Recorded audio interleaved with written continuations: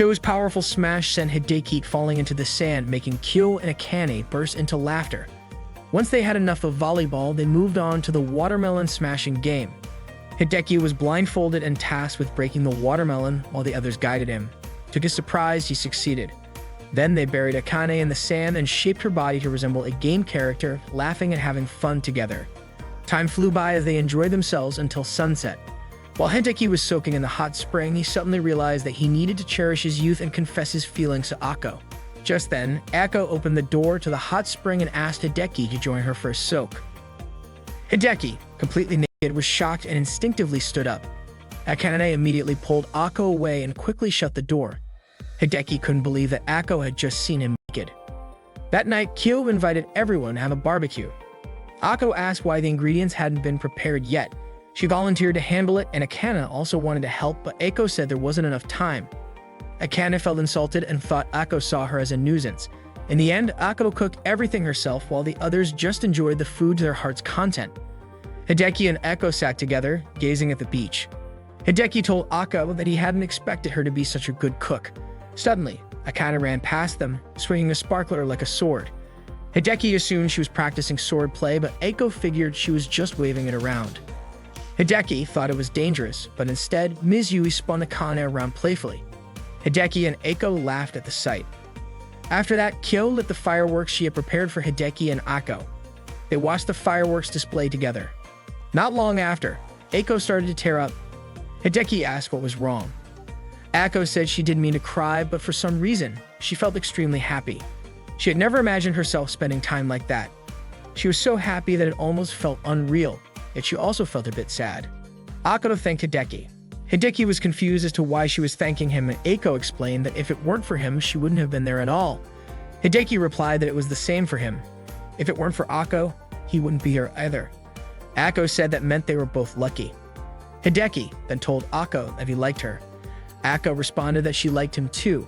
She then asked if that meant they were a perfect husband and wife pair. That night, Hideki told Kyo and Akane that his efforts didn't seem to have worked. Kyo was surprised since she had cut off the internet connection to make sure they would have a summer like normal people, yet Akko still believed that she and Hideki were married in real life. Hideki also realized that a married couple was a level above just dating, so no matter what he did, Akko wouldn't budge. Akane and Kyo concluded that their plan had failed. Suddenly, Ms. Yui arrived and told everyone to go to sleep since it was getting late. The next morning, after everyone had finished packing, Kyo told them to get ready to leave. Hideki asked if that meant they were heading to another location. Kyo explained that they were going to an even better place. She was taking them to Hotel 4s. She announced that the real summer camp for the Modern Communication Club through online games was about to begin. The hotel was filled with decorations based on the game Legendary Age. It turned out the hotel was collaborating with the game. Akane was sure that someone was about to lose over their last collectible. And just as she said that, Akko screamed in excitement upon spotting a giant Pouring King plush. She immediately ran over and hugged it. Hideki asked Akane if she wasn't interested in hugging it too. Akane replied that she wasn't. Ms. Yui had already checked in and handed out rune keys to everyone. Each key had a token attached, which would be used for the event. Kyo explained that since they had been without internet all day, their urge to play online games had built up more than usual. By inserting the token, they would enter the event. Excited, they quickly sat down in front of computers and inserted their tokens. Hideki tried to block Akko from peeking at his screen as he logged in. Suddenly, Hideki found himself unable to log in.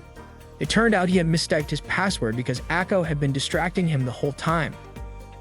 Once they successfully logged in, they realized that the in-game setting was identical to the hotel. The event map was exclusive to those participating in the event.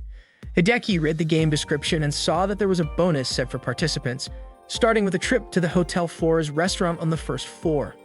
They headed to the restaurant where Akko noticed there were a ton of items listed on the menu. Apparently, that meant they would receive in-game items based on the food they ordered. Hideki suddenly blurted out that it was cruel. He wanted an item that could boost his strength. After eating, they had to enter the code on their cards to claim their items. The card also mentioned that the same bonus items were waiting for them at the souvenir shop on the first floor. They stopped by the souvenir shop and picked up some things. Hideki was confused about why Akane was buying so many ginger cookies. Akane explained that the in-game item linked to them was exactly what she wanted. According to Ms. Yui, letting students participate in the event made it feel a bit overwhelming for adults. Kyo then suggested they head to their rooms since they were carrying a lot of stuff, and besides, they hadn't even been to their rooms since checking in. Kyo explained that the rooms being used for this promotional event were equipped with computers and internet access. That meant they could immediately use the in-game items they had just received. Once they got to their rooms, they all logged into the game right away. Rusian and Akko ran into each other in the hallway. Akko mentioned that Shuoin and Apricot were busy testing out the new items they had just obtained. Rusian then invited Akko to try out their items as well, just like the others. Blushing, Akko shyly suggested that Rusian come to her room instead.